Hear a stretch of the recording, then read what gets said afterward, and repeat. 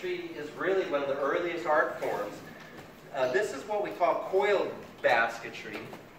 This is and it's coiled and woven over. This is around a 1910 Apache tray. And it's just a beautiful, like, twirling, you know, design. And it's willow and devil's claw. It was woven with willow and devil's claw. So that's what we call coiled basketry. This is... I have a question on that, but did you say it was a... Another kind of basketry is called twine basketry. And this is a woman's hat, a hoopah. This is from Northwest California, the Hoopah Indians, Pomo, Hoopah, Yurok. This is a woman's ceremonial or work hat. And you can see, it's amazing how fine, and they twist the grasses, so you can see here, inside, there's no design. There's no design in the inside, and look at the design on the outside.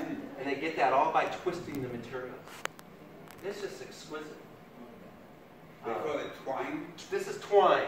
It all comes down to sort of like a tapestry that I'm weaving versus that's called dress hat. Wow. This is a Navajo classic period called Navajo Bill. This is one half of a dress hat. There'd be a backside, and they had a pin, and then they had a sash that went around it, if you recall that woman in the photo. This is dyed with cochineal red and blue indigo. How old is This is probably, this is right at 1865 or even a little earlier. I'm going to show you two examples. These are pueblos. This is a kachina sash. And this is a man made this, and it's a sash for dancing with in their costume.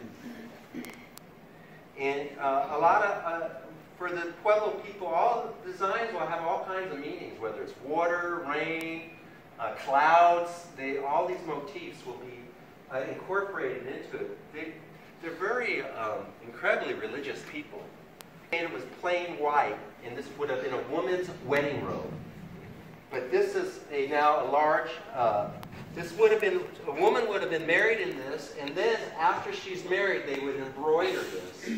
And then you'll even see kachinas dance in it, and you can see the rain clouds and the bugs at the bottom. So,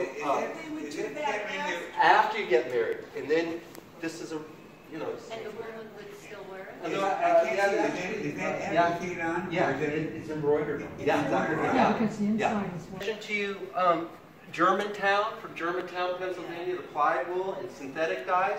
Well, you can see why they call them eye dazzlers. This is from the 1880s. Wow.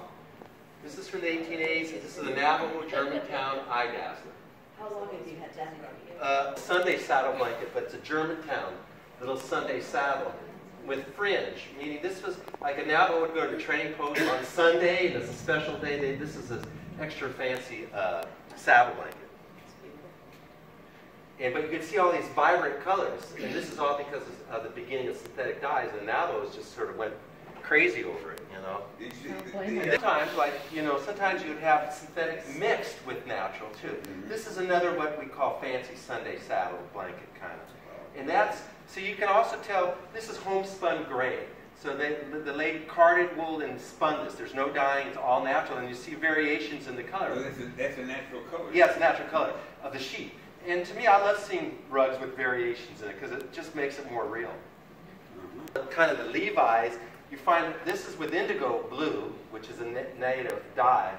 But a lot of Navajo blankets were just simply banded because they were easy to weave and you can use them. So, you know, they're, in fact, you find a lot of banded blankets kind of torn up a little bit because they were used a lot. And they were fairly simple to make. And, but the base color.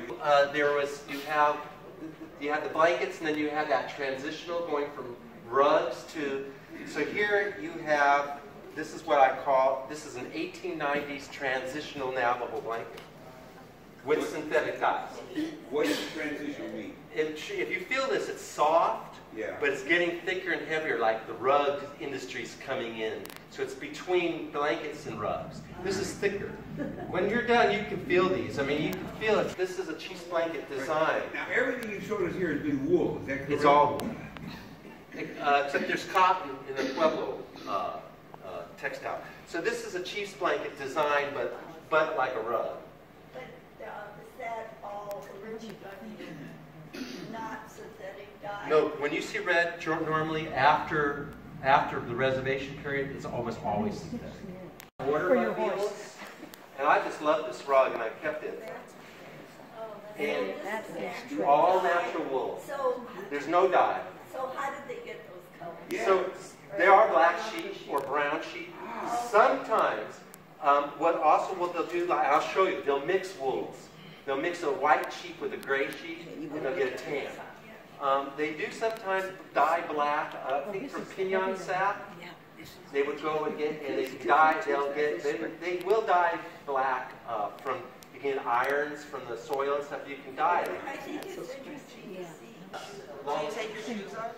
No, I walk on. I use them. I have rugs. There are rugs thick enough. No, I'll live us. Why not enjoy it? Now, if it was That was from the 1920s, that rug. So, no, you know what? Down on, I have them hanging because they'll be all right. But you know, on the floor, looking out on the floor, it just makes the whole. It's just beautiful.